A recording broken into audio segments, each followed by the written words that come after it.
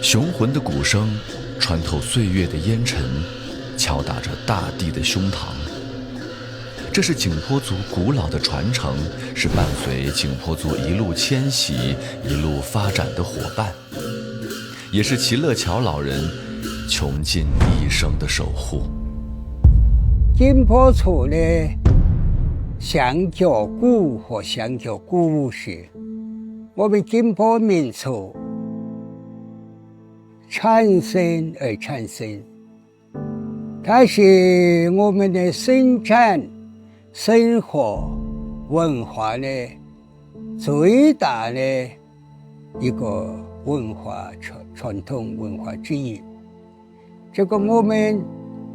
近代以后呢，这个是已经成为我们的愿望。12岁那年，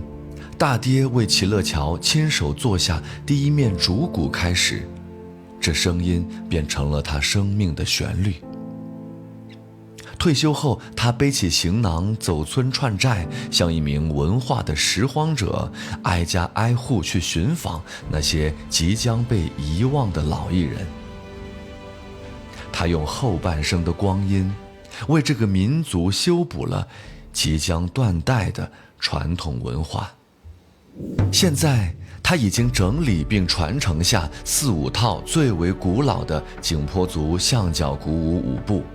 并在陇川县清平乡广外村委会建立了赠歌协会，打造景颇族象脚鼓舞传习所。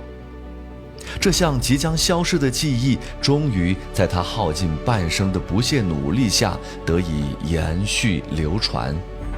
而未来，这雄浑的鼓声也将永远回荡在景颇山的上空。